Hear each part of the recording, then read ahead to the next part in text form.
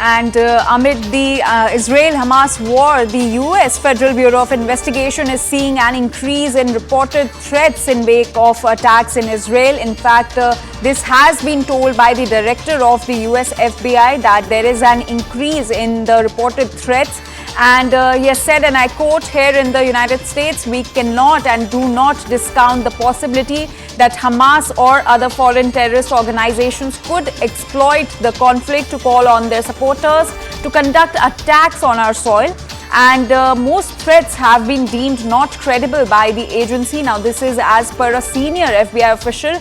And he has also said that during the call, but Jewish and Muslim institutions have been targeted. So FBI has now raised concerns. The U.S. Federal Bureau of Investigation has said that there is an increase in reported threats in the wake of attacks in Israel. Let's listen in. To continue confronting those threats, both here in the United States and overseas.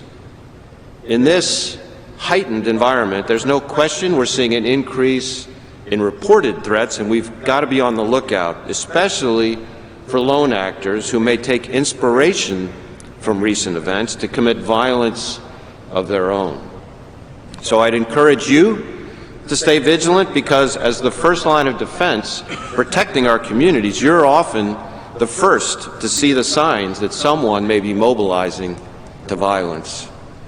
I'd also ask you to continue sharing any intelligence or observations you may have, and on our end, we're committed to doing the same so that together we can safeguard our communities. And we remain committed to continue confronting those.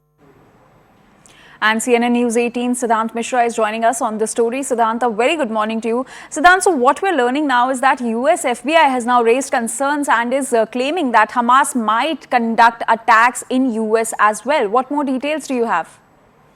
That's right. And in fact, from day one, they have been taking measures as far as security of Jew community or perhaps also the security of Muslim community in the United States. And in this regard only, the FBI officials have also been meeting with leaders in Jewish and Muslim communities across the U.S. as the threat increases.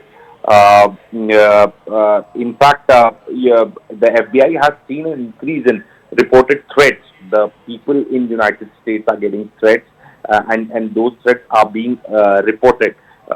In fact, FBI, along with the Homeland Security, has issued a public service announcement also and a bulletin to law enforcement agencies around the U.S. warning of possible threats related to war abroad. And the same has been reiterated by Mr. Wray while speaking that how it is important to beef up the security or perhaps to take measures when it comes to security of Jews and Muslims in America, because there is a threat perception, and also the terror groups like Hamas can exploit the opportunity of creating some sort of using American soil for terror acts in these times especially. And also given that US is getting involved proactively in West Asia, speaking to all stakeholders. Keeping the positioning of US also in mind, these measures are being taken. Homeland Security and FBI are coordinating with each other. The settlements of the Jew community in the United States, their security have been beefed up. Security of the prominent installations have been beefed up, and the same has been reiterated by Ray, Christopher Wray, while speaking that how the US cannot discount the possibility that Hamas or any other foreign terrorist organization will not exploit the conflict to call on their supporters to conduct attacks on the US soil. Back to you. Right, Siddhant. Also, what we're also seeing on the other hand is that the United States is softening its stance on the Israel-Hamas war. But right now, our foreign affairs correspondent Abhishek Jha has been reporting from the war zone. So let's take a look at some ground reports that has been sent by him. This is yet another house in Ashkelon that had the impact of rocket falling in the city in the last 3-4 days. The house structure looks totally destroyed. The pieces of glass are all strewn around. We could see the people, of course, they have fled from the house. There nobody is living in this house right now. But this is the crater that was formed because of the impact of the rocket. We could see, and the impact was so huge that it just destroyed the face of the entire house. The walls have come down, and it looks really one can only hope that the people who were living inside the house were not injured. But the massive targeting of the civilian infrastructure or homes has been the policy of Hamas in the last days. They have not been sparing civilian location, and initially earlier it used to be military establishment or security forces who used to be the target of Hamas. But this time around, it doesn't look like that Hamas is caring enough for the people or the civilian. They are more interested in causing huge damage and creating mayhem around the cities of southern Israel. It's a weird feeling walking in a town which could have been a very busy and normal and active place.